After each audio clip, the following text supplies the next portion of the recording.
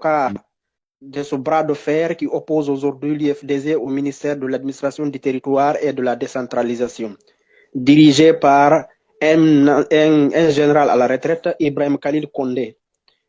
Et nous avons vu le 16 décembre dernier, dans une lettre adressée au président de l'UFDG, le ministre Ibrahim Khalil Condé a fait comprendre à l'UFDG, à la direction nationale du parti, que la suspension qui avait été prise contre le parti il y a quelques mois reste encore maintenue. Pourquoi? Ils ont évoqué un certain nombre de raisons. Ils ont dit qu'il y a des manquements à l'intérieur de l'UFDG qui n'ont pas été corrigés. Ils ont signalé 5 manquements que je vais notifier ici. Premièrement, ils ont dit qu'il y a la non-organisation des congrès du parti depuis l'année 2015. Deuxièmement, ils ont parlé de l'absence de procès-verbaux électifs au niveau des concentrés. Troisièmement, ils ont parlé également de la substitution irrégulière d'une convention nationale à un congrès statutaire en violation des textes structurant le parti. Quatrièmement, ils ont parlé de la composition irrégulière des organes de direction matérialisés par des nominations non conformes. Enfin, cinquièmement, ils ont parlé de l'animation d'activités politiques à l'étranger par le démembrement du parti en violation de la décision de suspension qui avait été prise. Maintenant, en avril dernier, on avait parlé de ce sujet. Au mois de juillet dernier, on avait parlé de ce sujet parce que l'UFDG avait programmé son congrès en avril. À cause de ce ministère de l'administration du territoire, qui est devenu l'exécutant des ordres du palais Mohamed V, le congrès n'a pas eu lieu. La justice a autorisé le parti à tenir son congrès. Le ministre vient interdire une décision administrative qui annule une décision judiciaire. C'est seul en République de Guinée où cela est possible. En juillet encore, après le verdict rendu par le tribunal et par la justice guinéenne dans cette affaire, l'UFDG avait programmé son congrès, c'était le 6 juillet 2025. Là aussi, c'est le même ministère qui est venu interdire la tenue du congrès du parti. Et avec tout ce qu'on connaissait, tout ce qui se préparait autour, si le parti tentait de passer par la force pour organiser le congrès. Donc aujourd'hui encore, c'est le même ministre qui, dans son communiqué, dit que le parti n'a pas tenu son congrès, alors que c'est lui-même qui interdit la tenue aussi du congrès. Moi, je me suis posé la question 1000 fois, que veut réellement le ministre là? Que veut réellement le CNRD? Nous avions déjà donné l'alerte ici, que toute cette pagaille-là, toute cette pagaille contre l'UFDG, ça ne vise qu'un seul objectif. Ils veulent juste trouver comment on appelle ça? Un alibi. Comment on appelle ça? Des alibis à mettre en place pour justifier la dissolution définitive de ce parti. Que les âmes ne se trompent pas. Ce n'est pas par manquement constaté au sein de l'UFDG que cette pagaille-là continue. Ce n'est pas contre la personne de celui même que cette pagaille-là continue. C'est-à-dire qu'on ne veut plus jamais entendre en Guinée qu'il y a un parti qui s'appelle l'UFDG. Que ce nom-là reste maintenant dans les archives, dans les annales de l'histoire. Mamadou Moussa, je t'ouvre une parenthèse. Il a été décidé. Ça, c'est l'information qu'on a eue. C'était hier. Il a été décidé au plus haut niveau que l'UFDG ne participera plus jamais à une élection en Guinée et que sa dissolution est encore programmée. Lisez, après votre commentaire, lisez le dernier paragraphe du communiqué du ministère. Vous allez voir ce que c'est. Là, on va parler de... Allez-y. Quand vous parlez du dernier paragraphe, je vais même lire ça, ce passage-là. Il est dit ici, passé ce délai et faute de régularisation effective, votre parti s'exposera à la perte de son statut juridique, conformément à la rigueur de la loi. C'est ce que le ministre a dit vers la fin. Ça veut dire que tout est programmé. Depuis le début de l'année 2025, moi j'avais à dire dans cette émission, j'ai dit le seul projet du CNRD, le seul projet de Mamadi Doumbouya, c'est CELU et l'UFDG. Ils n'ont pas d'autres projets à part ça. Si un leader populaire comme CELU n'existait pas, un parti fort comme l'UFDG n'existait pas, cette transition n'allait même pas prendre une année. Il aurait déjà fini avec cette transition depuis longtemps. Tout ça là, c'est parce qu'ils savent qu'il y a un obstacle qu'on appelle l'UFDZ qui existe encore sur le terrain. Ils ont trouvé toutes les mesures possibles pour écarter ces loups et organiser une mascarade électorale aujourd'hui. Parce qu'ils savaient que même si le parti n'était pas suspendu, ces loups n'allaient pas participer à cette mascarade. Tout était préparé pour que ces loups ne soient pas dans la course.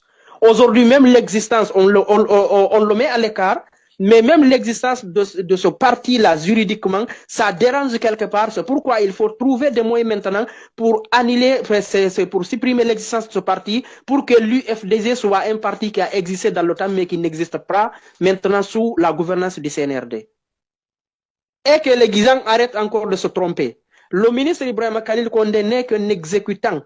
Toutes les décisions qui sont prises par ce département contre l'UFDG ou contre un autre parti politique, ces décisions sont déjà prises au palais Mohamed V par Mamadi Doumbouya, transmises au ministre pour qu'il puisse passer à l'exécution.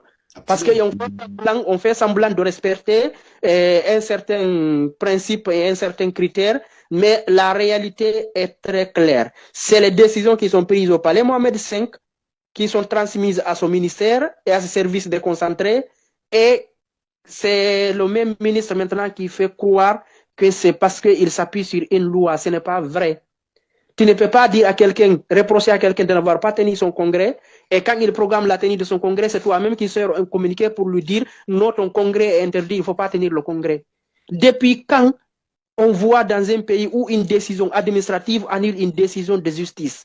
Ça, c'est seulement en République de Guinée. C'est pourquoi j'avais dit l'autre fois, même en Corée du Nord, la liberté existe par rapport à la Guinée, malgré tout ce qu'on dit sur ce pays. Aujourd'hui, la Guinée, c'est le pays où tous les malheurs du monde se sont donné rendez-vous. Vraiment, le CNRD est un symbole de malheur pour ce pays. Merci beaucoup, Mamadou Moussa. Voilà, je pense que, attendez, je vais demander à la régie de nous accorder 5 minutes de plus pour qu'on puisse clore cette émission, s'il vous plaît. Donc, la régie, donnez-nous encore 5 minutes, s'il vous plaît, supplémentaires pour qu'on puisse boucler la boucle, s'il vous plaît. Mamadou Moussa, conclusion. Bon, la conclusion que je voudrais faire à ce niveau, c'est que du côté de l'UFDG maintenant, qu'ils ne perdent plus leur temps pour saisir la justice. Absolument. On a compris que la justice, même si elle dit le droit des fois, mais on sait que ce n'est pas une justice libre ni indépendante, c'est une justice qui est téléguidée. Aujourd'hui, les magistrats en Guinée sont téléguidés par le palais Mohamed V. Toutes les instructions par rapport à leurs décisions sont déjà prises au palais Mohamed V. Donc, à ce niveau, il faut savoir qu'en politique, des fois, si vous avez un adversaire en face, vous utilisez la voie légale, vous trouvez que cette voie n'est pas la solution, utilisez les mêmes méthodes que lui. Ces méthodes-là, ce n'est pas à moi de les dire. Vous savez bien que Machiavel a dit qu'il y a deux manières de conquérir le pouvoir. On peut conquérir le pouvoir par la force, on peut conquérir le pouvoir par la voie légale, par la loi. Mais si la première ne marche pas, il faut tenter aussi la seconde. C'est Machiavel qui l'a dit. Tous ceux qui lisent son livre Le Prince le savent. Ceux qui ont fait la politique à l'université le savent déjà. Moi, je ne dirais pas quelle est la voie qu'il faudra utiliser, mais si tu veux te mettre devant ton adversaire maintenant, il faut utiliser la même force que lui ou bien utiliser une force supérieure que lui. Mamadou Moussa, peut-être demain, vous allez rester ici, vous allez apprendre que l'IFDG a introduit une requête encore au niveau de la Cour suprême, au niveau de ceci. C'est inutile. Ça ne servira à rien. Et là, c'est là où je respecte un peu les positions radicales du RPG. Le RPG dit on refuse, on n'ira pas en justice, on ne va pas porter plainte, on ne va pas à la Cour suprême, ça ne sert à rien. L'UFDG doit aussi, à mon avis, doit savoir dire non. Quand il faut dire non, on ne va pas au tribunal, on n'a pas besoin d'avocat, on n'a pas besoin d'aller en justice. Parce que c'est inutile, ça ne sert absolument à rien, c'est une perte de temps. C'est mon avis aussi, par rapport à cela. C'est un avis qui est partagé par beaucoup. C'est un avis qui est partagé par beaucoup. Je le réitère encore une fois. Vous avez un adversaire qui piétine les lois, qui piétine les principes, les règles et les droits. Utilisez la même force que lui ou bien utiliser une force supérieure à sa force. C'est comme ça que le respect va s'imposer. Je vais vous donner un exemple de ce qui s'est passé dans un pays en Afrique. On avait parlé de ce cas. L'autre fois, on avait parlé ici d'un accord qui a été signé en Centrafrique entre des chefs rebelles et le gouvernement pour maintenir la paix. Vous savez bien que le général Ali Darassa, c'est quelqu'un qui représente une partie du peuple dont le pourcentage ne dépasse même pas les 6%.